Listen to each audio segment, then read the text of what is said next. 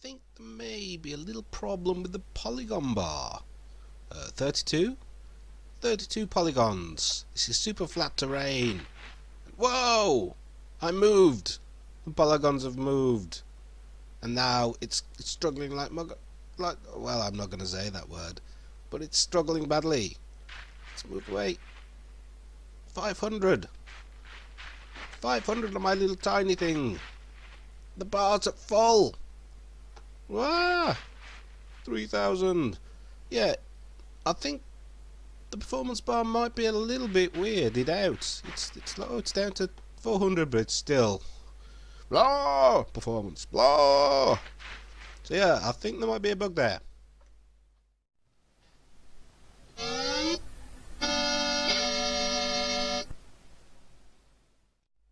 Hello and welcome to another quick demonstration of FPS Creator Reloaded. This is just a little test map I started making.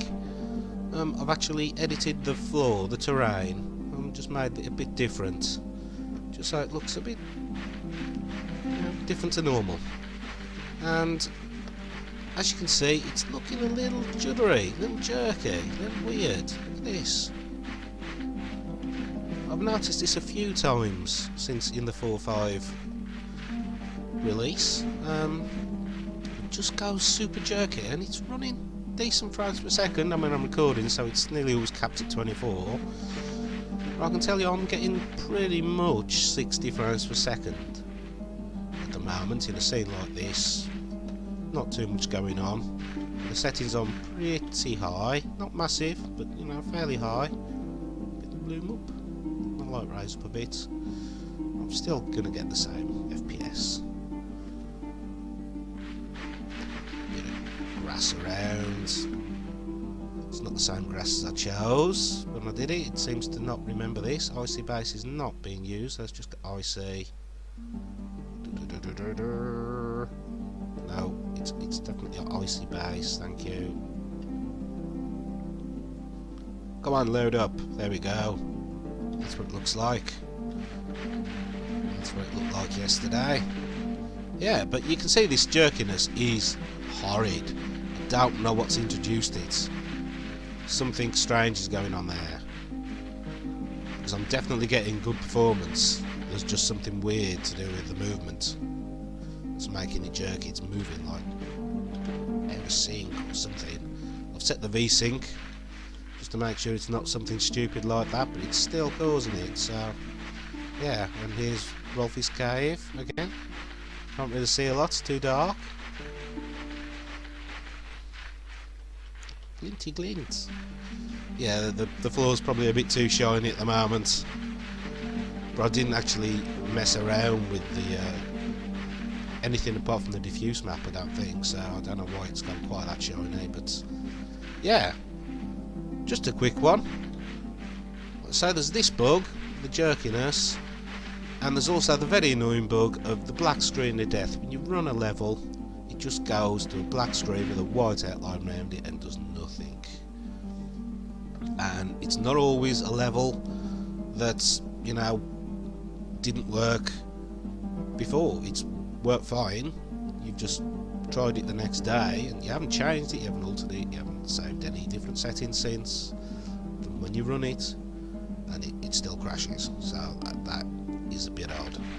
Not quite certain what causes that. It's caused my Escape the Compound demo to die, and I tarted it up and all sorts. I was thinking about releasing it as a demo when you can actually do the games in the next release, but it's not looking good at the moment. And I've got all the messages working nicely as well. Typical. But anyway, yeah. So just to show you those little strange flaws at the moment. Hopefully they'll get fixed in the next update. So until next time, I'll catch you later. Well, not quite yet. I just thought I'd show something else. Looks very pretty. A little physics test. Again, I've got the little slightly odd jerkiness part to it, and you can see the physics is very slow. I thought I'd test it. It's like, yeah, let's go, let's do a ramp. Yay! Come on, roll me gonna splash in the water. We're gonna splash. It's gonna be great. Splash time. Come on.